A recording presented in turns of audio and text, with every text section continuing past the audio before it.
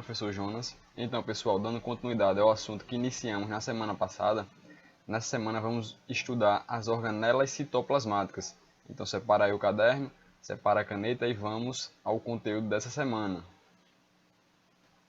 Pessoal, esse assunto é o segundo tópico que mais cai no Enem em biologia, certo? Então, vocês veem esse conteúdo aqui, citologia, que eu já comecei semana passada, e as organelas também é um conteúdo que cai bastante no Enem. Então, quanto antes vocês pegarem esse conteúdo, é melhor, certo? Não vão pensando que só no terceiro ano que eu vou prestar atenção nesse conteúdo, que eu vou revisar, não. É a partir de hoje, vamos ter o conhecimento das organelas citoplasmáticas, e esse assunto cai de monte no Enem, certo? Então, vamos lá ao estudo. Inicialmente, relembrando também um pouco da nossa aula passada, as células podem ser de dois tipos, certo? As células eucarióticas, vocês já devem saber, já falei bastante disso, que são aquelas que possuem núcleo em sua constituição, e existem as células procarióticas, que são aquelas que não possuem núcleo em sua constituição. Essa é a diferença principal entre uma célula e outra. As procarióticas, os organismos que as possuem são principalmente as bactérias, e aqui as células eucarióticas, os animais, os vegetais e os fungos todos possuem células eucarióticas, que são aquelas que possuem um núcleo, e esse núcleo, no seu interior, está presente o material genético, certo? Então, eu falei também na aula passada que as células possuem três partes principais, e as três partes principais que as células possuem, tanto as eucarióticas como as procarióticas, possuem essa região aqui, que é da membrana, aqui está chamando membrana celular, mas também é conhecida como membrana plasmática, certo? As duas, aqui a membrana plasmática também está presente nas células procarióticas. A outra região que está presente em ambas as células é o citoplasma, certo? Está presente em ambas as células. O citoplasma está presente nas duas. E a outra região que está presente nas duas é o material genético. Porém, o material genético nas eucarióticas está dentro do núcleo e nas procarióticas não tem núcleo envolvendo esse material genético. Isso foi inclusive uma das questões que eu coloquei no questionário no turno da tarde, e algumas pessoas erraram, acredito porque copiaram da internet e não assistiram a videoaula, certo? Então isso aqui é um relembrando da aula passada, e também nesse próximo slide aqui eu demonstro para vocês as partes principais, aqui já voltando para o citoplasma, certo? Demonstrei para vocês que três porções principais existem tanto na célula eucariótica como a procariótica, que é a membrana, o citoplasma e o material genético. Membrana, citoplasma e o material genético, que está aqui presente também na procariótica, certo? E vamos estudar hoje principalmente o citoplasma, certo? Então, no citoplasma das células eucarióticas, aqui, ó, que é o citoplasma, a região que está entre a membrana e o material genético. Então, é toda essa região aqui que está no interior da membrana plasmática, certo? Essa porção aqui interna das células. Então, as células procarióticas, elas possuem nesse citoplasma aqui, nessa região, o citosol. O citosol é um líquido viscoso, um líquido aquoso, também pode ser chamado assim, que ele é composto por 80% de água e também possui moléculas dissolvidas em seu interior, certo? Então esse é o citoplasma das células eucarióticas. Contém citosol, que é um líquido viscoso composto por água, e tem também algumas moléculas dissolvidas. Também no citoplasma das células procarióticas está presente o material genético, certo? E aqui você pode perguntar, professor, o que é isso aqui? Nucleóide. Nucleóide é a região, é o local onde o material genético está localizado. Então, no citoplasma das células procarióticas, também está presente o material genético, certo? A outra estrutura que faz parte do citoplasma das células procarióticas é conhecida como ribossomos. Essa daqui é a única organela que está presente nos seres procariontes, certo? Nos seres procariontes são aqueles que têm células procarióticas, nas bactérias. Então, a única organela que eles possuem são os ribossomos, que participam do processo de síntese de proteínas. Aqui vocês percebem aqui esses pontilhados aqui, são os ribossomos que estão presentes no citoplasma das células procarióticas. Então, a célula procariótica em seu citoplasma tem o citosol, que é o líquido, o material genético e os ribossomos. Tranquilo? Já nas células eucarióticas, aqui ó, vocês percebem que é mais um aglomerado, é um conjunto de substâncias mais bem elaborado. Tem mais substâncias aqui nessa porção do citoplasma, certo? Já que nas eucarióticas ela tem também o citosol, semelhante às procarióticas, o líquido viscoso, composto por 80% de água e moléculas dissolvidas. Nas células eucarióticas está presente o material genético, porém esse material genético das células eucarióticas não está solto aqui, ó, como as procarióticas. Esse material genético aqui está envolvido pelo núcleo, existe um núcleo e no seu interior está presente o material genético. E também no citoplasma está presente as organelas, que é o objeto de estudo de hoje da nossa aula principalmente, certo? Então essas organelas citoplasmáticas estão presentes também aqui na porção do citoplasma. Percebam aqui nas células eucarióticas principalmente, como eu já mostrei na procariótica, só tem ribossomos. Aqui nas células eucarióticas existe uma grande quantidade de substâncias. Aqui também, ó, tanto no núcleo, tem ribossomos, complexo de Golgi, mitocôndria, lisossomos, peroxissomos. Então isso aqui são todas organelas que estão presentes no citoplasma das células eucarióticas e é isso que vamos estudar e compreender hoje. E as organelas eu faço uma comparação com um time de futebol. Aqui é só uma analogia, uma comparação. No time de futebol existe o goleiro, existe um zagueiro, existe um lateral, existe um meio de campo, existe um atacante, cada um com sua função específica. O goleiro tem função de defender, o atacante tem função de atacar, o meio de campo tem função de organizar. Então aqui em uma célula eucariótica, essas organelas, cada uma possui uma função específica. E cada função específica que cada organela desempenha, isso contribui para a função da célula como um todo. Então a célula é uma unidade fundamental e estrutural da vida, certo? Então em cada célula eucariótica existe essa quantidade imensa aqui, ó. Essa quantidade aqui, cerca de 10 organelas. Então cada uma possui uma função específica. Então cada organela desempenha uma função específica. Então aqui uma mitocôndria tem uma função, um peroxissomos tem uma função, o núcleo tem sua função, os ribossomos têm sua função.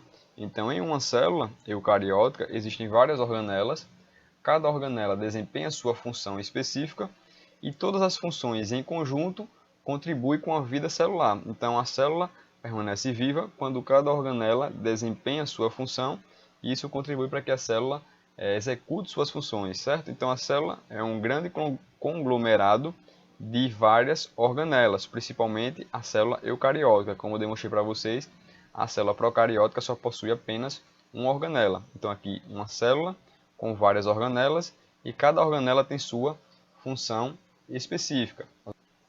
Então, como eu já demonstrei para vocês, aqui é uma célula eucariótica e suas várias organelas, vamos estudar cada organelazinha específica para que vocês tenham conhecimento. E esse assunto cai muito no Enem. Prestem atenção, anotem tudo para não errar as questões no turno da tarde que eu vou simular as questões do Enem, tá? Então, o núcleo.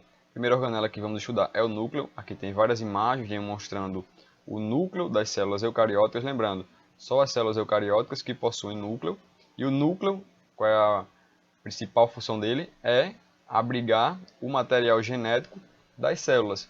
Além disso, o núcleo é o centro de controle da célula, no qual ele vai enviar informações para o resto da célula, dizendo quais substâncias químicas devem ser produzidas ou não. Então, o núcleo é o centro de comando da célula e no interior do núcleo vai estar presente o material genético. Lembrando que somente as células eucarióticas que possuem o núcleo, certo? Então, vocês podem perceber aqui nessa imagem, que aqui um núcleo aqui, ó, essa aqui é uma célula eucariótica. Aqui tem um núcleo. Nesse núcleo, ele é formado por uma membrana, certo? Aqui é um núcleozinho, ó. Tem uma membrana que separa a porção interna do núcleo da porção externa ao núcleo, certo? E essa membranazinha que envolve o núcleo, ela pode ser conhecida também como carioteca ou envoltório nuclear. Outra coisa que vocês podem perceber é que na porção interna ao núcleo está presente quem? O material genético. Então aqui está o material genéticozinho, ó, no interior do núcleo. E existem poros nesse núcleo. Para que esses poros servem? Para fazer uma conexão entre o interior do núcleo e o exterior do núcleo. Aqui tem um núcleo, ó, os porozinhos. Então esses poros servem para fazer a conexão do interior do núcleo com a parte externa ao núcleo, certo? Então esse núcleo possui membranas. Essa membrana pode ser chamada de carioteca ou envoltório nuclear. E também nessa membrana existem poros. E esses poros permitem a troca de substâncias entre o núcleo e o citoplasma, que é a região que está mais externa ao núcleo, que também está no citoplasma, certo? Então, vocês podem também perceber outra região aqui que está presente no interior do núcleo, que é conhecida como nucleolo. E esse nucleolo ele contém principalmente as informações para a produção do RNA ribossômico, certo? Então saibam disso. Qual é a função do nucleolo? O nucleolo está presente no interior do núcleo e contém as informações para a produção do RNA ribossômico. RNA, um Rzinho aqui é do ribossômico, certo? Esse é o nucleolo que também está presente dentro do núcleo.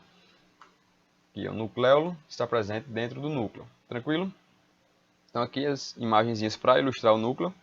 Núcleo, no interior tem um material genético e o nucleolo também está dentro do núcleo. E existem os poros que permitem a troca de substâncias entre o núcleo e o citoplasma, certo? Então a primeira organela, segunda organela são os ribossomos. Os ribossomos é a única organela que está presente nas células procarióticas. Então, se eu botar uma questão no turno da tarde, qual é a única organela que está presente nas células procarióticas e eucarióticas? Os ribossomos, certo? E qual é a função dos ribossomos? Responsabilidade de sintetizar proteínas. Qualquer canto que você vê, qual a organela responsável pela síntese de proteínas? Não hesitem em marcar, ribossomos. Então aqui, ó, uma célula eucariótica que partida ao meio, essa é a ilustração aqui. Então esses granulados aqui, esses pontilhados que vocês percebem aqui nessa imagem, são os ribossomos. Então a função principal que os ribossomos possuem na célula é sintetizar proteínas. E aqui, esses pontilhados aqui, estão bem distantes, só para aproximar, para demonstrar a vocês a constituição dos ribossomos. Então os ribossomos eles são constituídos de duas subunidades, tem a subunidade maior e uma subunidade menor, e são formados pelo RNA ribossômico e proteínas. Então, por que o nome dele é ribossomos? Porque ele é formado por um RNA, que é conhecido como RNA ribossômico, e também tem proteínas em sua constituição. Qual é a constituição dos ribossomos? Os ribossomos são constituídos de RNA ribossômico e proteínas. O principal que vocês devem saber é que os ribossomos têm a função de sintetizar proteínas no interior das células, certo? Aqui está uma imagem demonstrando o processo de produção de proteínas pelos ribossomos aqui, ó. Então proteínas produzidas pelos ribossomos no citoplasma. E essas proteínas que os ribossomos possuem podem ser usados por outras organelas que vamos ainda conhecer no dia de hoje. Então as proteínas que são produzidas aqui no citosol, o que é o citosol? É o líquido que está presente no citoplasma. As proteínas que são produzidas ali são produzidas por quem? Pelos ribossomos, certo? E já a outra organela que vamos estudar hoje é o retículo endoplasmático. Alguns nomes podem ser novos para vocês, então copiem aí com calma, certo? Essa organela nova aqui que estamos estudando é conhecida como retículo endoplasmático. Então percebam, já estudamos o núcleo, passou o núcleo, ó, aqui está o núcleo, passou do núcleo, já tem o retículo endoplasmático. E percebam, tem dois aqui, ó, dois tipos. Retículo endoplasmático, esse aqui é chamado de rugoso, porque tem ribossomos aderidos à sua superfície. Então percebam aqui, ó, uma organela e tem algumas estruturas aqui aderidas à sua superfície. Já essa daqui também são retículo endoplasmático, mas não tem essas rugosidades perto ou retidas na sua superfície aqui externa. Então, esse retículo endoplasmático que tem estruturas aderidas na sua superfície, ele é conhecido como retículo endoplasmático rugoso. E essa rugosidade é porque existem ribossomos aderidos a essa bolsa membranosa, certo? Então tem uma bolsa membranosa e existem ribossomos aqui aderidos à sua superfície. Então ele é conhecido como retículo endoplasmático rugoso. Qual é a função que os ribossomos possuem? Que eu acabei de citar para vocês. Síntese de proteínas. Então esse retículo endoplasmático rugoso, por conter proteínas aderidas à sua superfície, ele também tem função de produzir proteínas, porém, as proteínas que foram produzidas aqui, ó, por esse ribossomo, que está livre no citoplasma, não está aderido a nada, está simplesmente livre, elas são produzidas e utilizadas no interior da célula, certo? E as proteínas que são produzidas pelo retículo endoplasmático rugoso, elas são utilizadas para exportação, são utilizadas para fora da célula. Então percebam, aqui está uma célula, ó. As proteínas que são produzidas aqui e são mandadas, enviadas para fora, como se fosse um correio, ó. Produziu aqui, estou enviando para fora. Elas são produzidas pelo retículo endoplasmático rugoso. As proteínas que são produzidas para uso interno na célula são produzidas pelos ribossomos, certo? Tranquilo? A outra função que o retículo endoplasmático rugoso possui é a produção de enzimas para uma organela que nós vamos conhecer ainda, que são os lisossomos. Então, a produção de enzimas lisossômicas é feita a partir do retículo endoplasmático rugoso.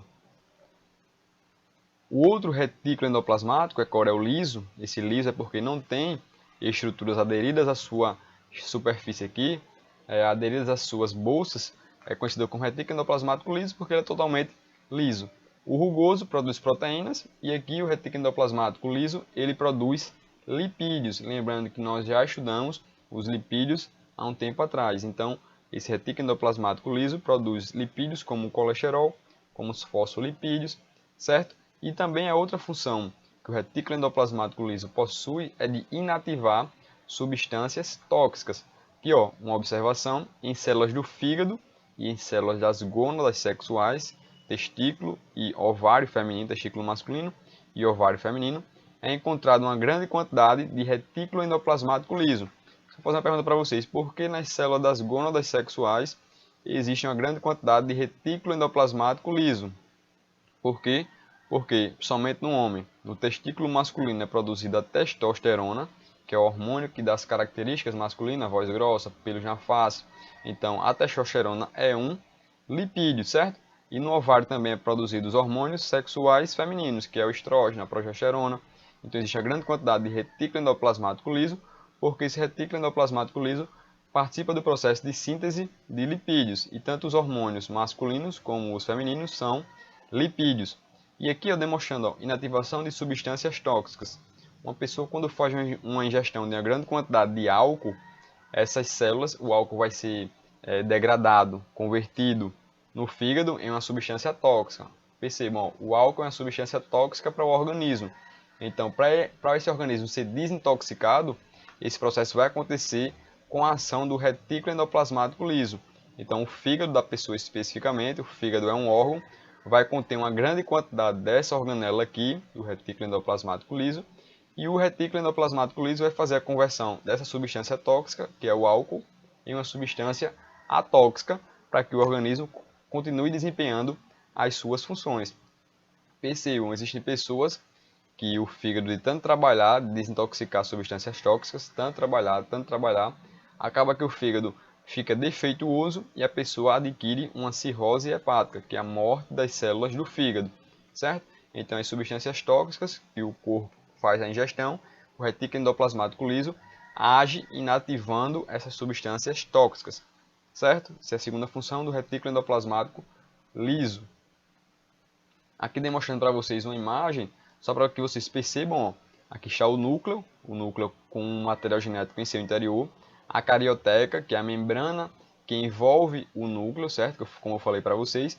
Saindo do núcleo, já tem aqui ó, o retículo endoplasmático rugoso e, associado ao retículo endoplasmático rugoso, o retículo endoplasmático liso, certo? Percebam essa estrutura aqui da célula e vão conhecendo que eu vou colocar uma questão no turno da tarde apontando as regiões para vocês saberem qual organela é. Então vamos para a próxima organela, que é o complexo de Golgi.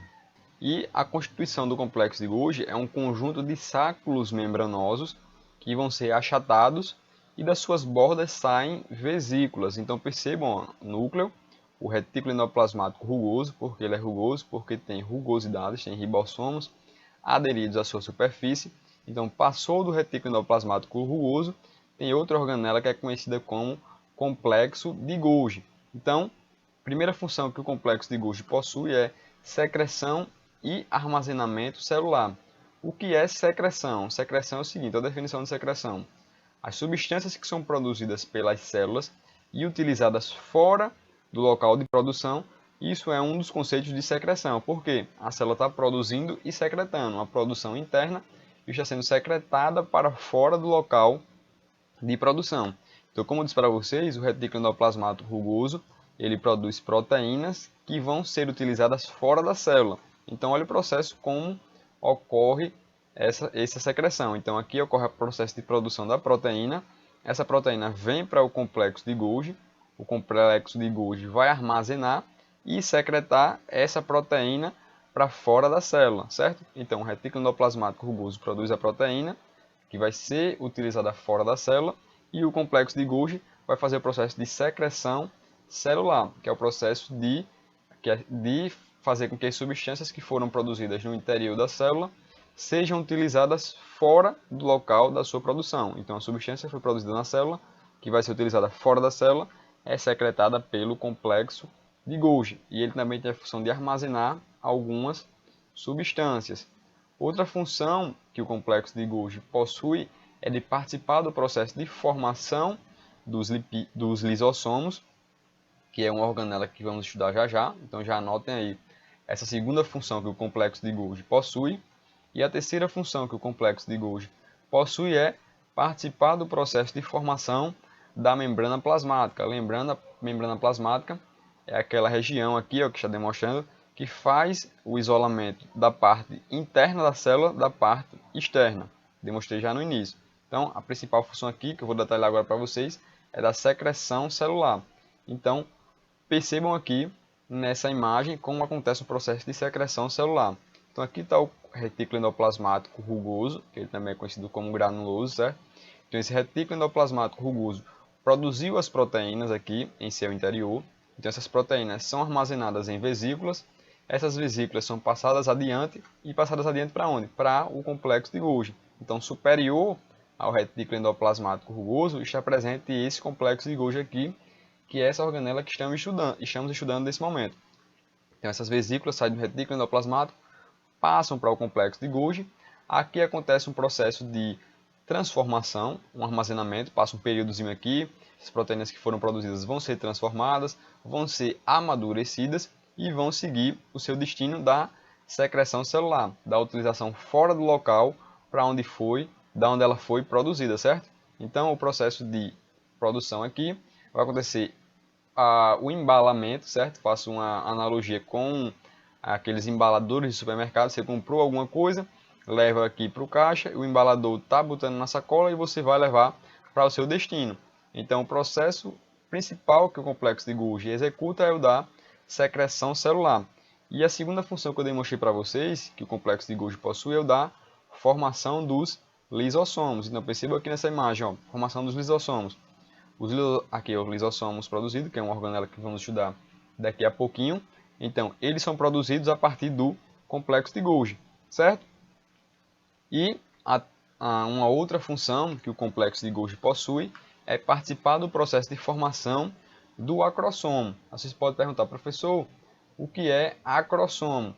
Acrossomo é uma vesículazinha, aqui ó, percebam, aqui é o espermatozoide, uma vesícula que está presente na cabeça do espermatozoide e contém algumas enzimas que quando aqui está o espermatozoide e aqui está o óvulo feminino no processo de fecundação, no qual o espermatozoide vai adentrar no ovócito secundário, que é o gameta feminino, é necessário que algumas enzimas degradem a parede aqui do ovócito secundário, permitindo a sua entrada. Então, o que possibilita a entrada do espermatozoide no ovócito secundário é essa porção aqui, que é conhecida como acrossomo, e esse acrossomo é derivado do complexo de Golgi. Então, olha essa foto aqui, bem interessante, ó. Onde é que os espermatozoides são produzidos? No testículo masculino, famoso eggs, certo? Então, ó, aqui uma célula que está presente no testículo masculino. Então, aqui está o complexo de Golgi.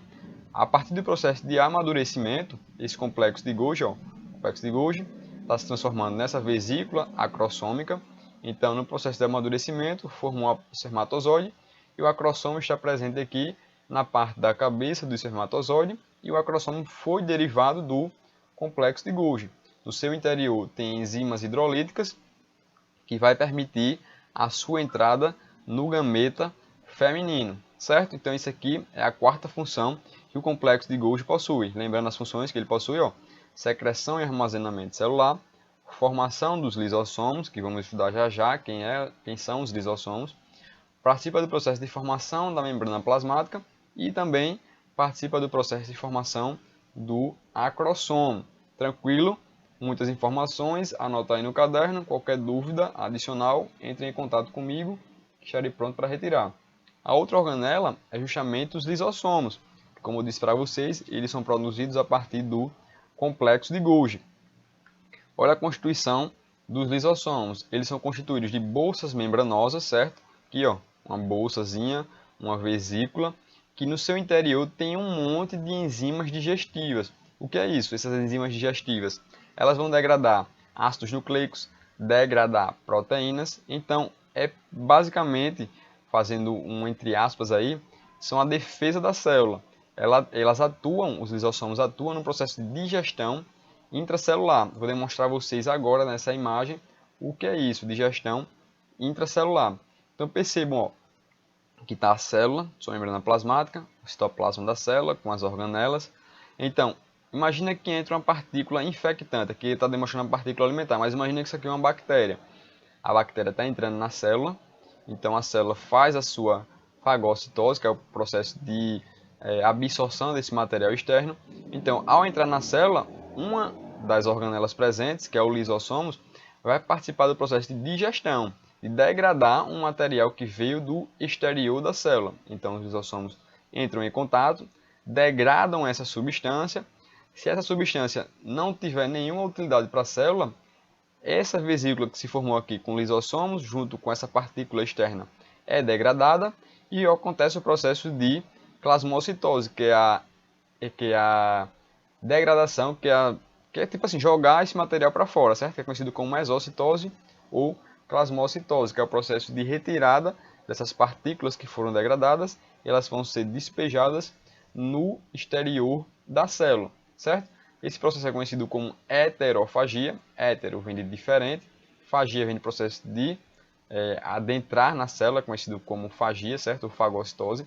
Então esse material que é digerido e proveniente do meio externo, ele entra por um processo de heterofagia. Os lisossomos podem o degradar e lançar fora da célula o que não serve para ela. Então aqui está demonstrando nessa animação o processo de fagocitose, entrada do material externo para dentro da célula. E o processo de digestão intracelular de degradação é executado pelos lisossomos. Outro processo que pode acontecer, ele é conhecido como autofagia, que é quando um material interno, uma organela, tem uma organelazinha lá da célula que está envelhecida, um ribossomos, dá um exemplo. Existe um ribossomos que está envelhecido, não está mais executando as suas funções corretamente.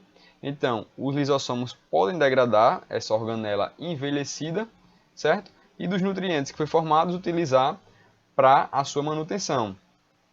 Tranquilo? Então, componentes desgastados ou danificados da própria célula, os lisossomos podem os degradar e a célula vai produzir novos compostos mais jovens. Então, esse processo é conhecido como autofagia, que é quando o material digerido ele é interno, ele provém da própria célula. Então, os lisossomos participam do processo de digestão intracelular. Heterofagia, quando o material é proveniente do meio externo, e autofagia, quando esse material provém da própria célula. Uma outra função que os lisossomos possuem é participar do processo de redução do volume do útero. Então, quando a mulher, após o processo da gravidez, que ela fica 40 semanas com o feto no seu interior, então 40 semanas, o útero da mulher vai aumentar de tamanho consideravelmente. Então, a partir do momento que ela tem esse filho, o útero está aumentado e ele vai ser reduzido através da ação dos lisossomos, fazer o processo de digestão intracelular. As enzimas que tem no seu interior vai fazer o processo de digestão daquele tecido que existe a mais. Então, esse útero, com o passar do tempo, através da ação dos lisossomos, vai readquirir o seu tamanho normal. Então, os lisossomos também atuam no processo de redução do volume uterino, certo? Outra função, que inclusive caiu no Enem, vou colocar no turno da tarde essa questão para vocês, é da regressão da cauda dos girinos, certo? O girino é uma das formas de vida dos sapos. Acontece o processo de metamorfose, os girinos são formados na água. Através do passar do tempo, o processo de metamorfose vai se transformar em um sapo adulto. Então, se vocês já viram ou não conhecem, mas os girinos possuem cauda.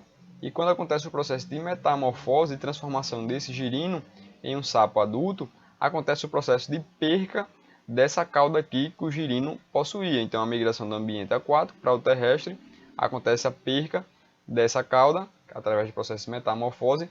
E qual é a organela que faz o processo de degradação dessa antiga cauda que os sapos possuíam quando eles tinham a forma de girino? São os lisossomos. Essa organela que está presente na célulazinha lá no citoplasma, ela vai se romper, vai liberar suas enzimas que tem em seu interior e vai começar a degradar toda essa cauda que os girinos possuíam. esse processo é conhecido como autólise, certo? É um processo conhecido como autólise porque é um processo no qual a célula ela vai se autodestruir espontaneamente. Então, as células que estavam presentes aqui na cauda desses girinos vão se destruir, autodestruir espontaneamente, sendo um processo comum nos sapos aqui, no seu processo de metamorfose. Então, quem vai fazer esse processo de regressão da cauda dos girinos é essa organela aqui, que está presente dentro da célula, e especificamente aqui nos sapos, que possuem esse processo de regressão de cauda. Quem vai atuar aqui nesse momento são os lisossomos. As células ainda possuem uma organela que é conhecida como peroxissomos. Então percebam aqui, ó, tá a célulazinha, e aqui dentre as várias organelas que existem, tem um que é conhecido como peroxissomos, certo? E ela tem uma enzima no seu interior que é muito importante, que é conhecida como catalase. E a principal função que os peroxissomos possuem são converter substâncias tóxicas para a célula em substâncias atóxicas. Mas não confundam com o retículo endoplasmático liso que eu citei para vocês já. Porque a função específica dos peroxissomos é degradar a água oxigenada.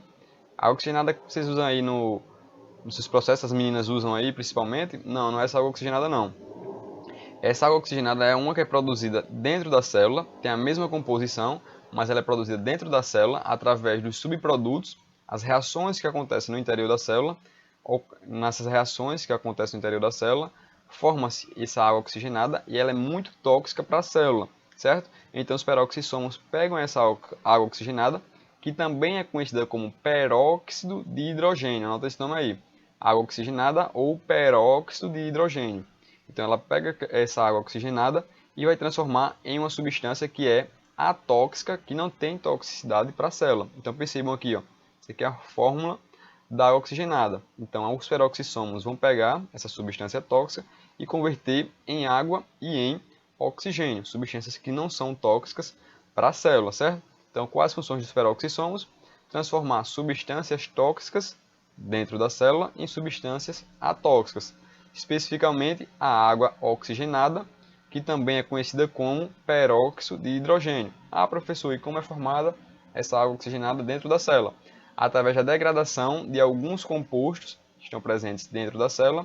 Esses compostos são degradados, a partir da sua degradação gera essa substância tóxica aqui, e os peroxissomos vêm, pega essa substância e transforma em água e em oxigênio, que são atóxicos, que não tem nenhuma toxicidade para a célula, certo?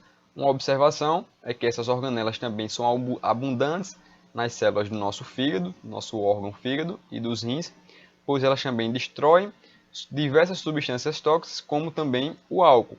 Principalmente degradam a água oxigenada, mas também degradam o álcool, fazendo o processo de desintoxicação celular, certo? Anotem aí a função dos peroxissomos.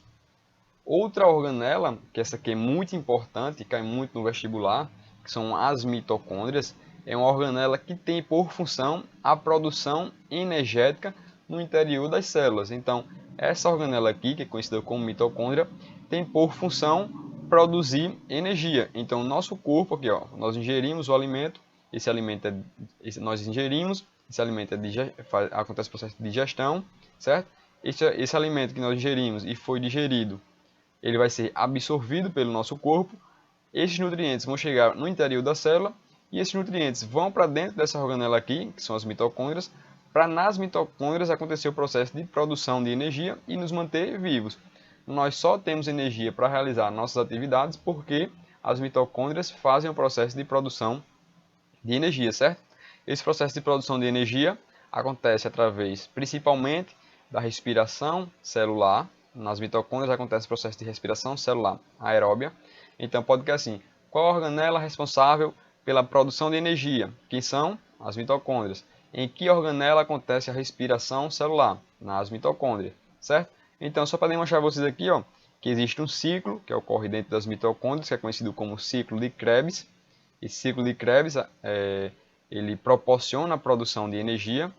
Também similar ao ciclo de Krebs, também acontece o processo de cadeia respiratória. Todos esses processos aqui acontecem dentro da mitocôndria com o intuito de produzir energia para a célula, certo? Saibam desse nome aqui, ó, ciclo de Krebs e cadeia respiratória, eles só acontecem dentro da mitocôndria. caiu uma questão no Enem perguntando sobre o ciclo de Krebs. Só assim, se você soubesse onde é que ela acontecia, onde acontece o ciclo de Krebs, mitocôndria, pronto, você já matava a questão. Então daí a importância de se conhecer essa organela e sua função, função de produção de energia. E esse processo de produção de energia acontece no interior da mitocôndria e o ciclo de Krebs é um dos intermediários para que essa energia seja produzida, certo? Então aqui só demonstrando a estrutura das mitocôndrias. As mitocôndrias possuem essa estrutura aqui. Se vocês perceberem, ó, a mitocôndria possui um DNA próprio. O DNA normalmente da nossa célula, normalmente não, o DNA da nossa célula, das células eucarióticas, está dentro do núcleo. Essa organela aqui, a mitocôndria, ela possui um DNA específico. Esse DNA aqui é dela, certo? Então, ó, outra coisa aqui, uma informação importante para vocês, é que o DNA mitocondrial ele sempre é passado da mãe para o filho. O pai não passa para o seu filho, somente a mãe, certo? Então, se cair alguma coisa assim, a mitocôndria que o professor Jonas possui, ele adquiriu de quem? Da sua mãe ou do seu pai? Da sua mãe, porque a mitocôndria só é adquirida através da mãe, tem origem materna. Todas as mitocôndrias, você aí que está assistindo essa videoaula, suas mitocôndrias possuem um DNA e esse DNA veio da sua mãe. Somente a mitocôndria, certo? O DNAzinho normal que está lá no núcleo da célula, ele vem do nosso pai e da nossa mãe. Mas o DNA mitocondrial, ele tem a origem materna, certo? Perto de finalizar, essa organela aqui, ela é conhecida como citoesqueleto. Ela tem função de organizar e manter a estrutura da célula. Então percebam aqui, ó, aqui está uma célula. Como é que a célula fica na sua estrutura normal, na sua estrutura expandida? Através dessa rede de filamentos que existe em seu interior, que é conhecido como citoesqueleto, e tem função de manter a organização e a estrutura interna da célula, certo? Essa é a função do citoesqueleto. Ademais, o citoesqueleto também tem função de produzir, participar da formação dos centríolos e dos cílios e flagelos. E por que eu preciso saber dessa informação? Porque o centríolo, que existe também nas células, aqui ó, existe um centríolozinho aqui no interior da célula, eles são formados por uma proteína que é conhecida como tubulina e sempre está próximo ao núcleo, porque esses centríolos eles possuem a função de participar do processo de divisão celular, certo? Qual a organela que participa do processo de divisão celular? São os centríolos. Então aqui, ó, o material genético, quando ele vai fazer o processo de divisão celular, quem vai participar desse processo de divisão, de romper o cromossomo e levar cada estrutura do material genético para um lado, para que uma célula forme duas, são os centríolos. Então saibam disso, que os centríolos são organelas que estão relacionadas à divisão celular. Então o citoesqueleto, como eu demonstrei aqui vocês no início, que participa do processo de formação do centríolo e dos cílios e flagelos. Os centríolos nós vimos a sua função, que é participar do processo de divisão celular.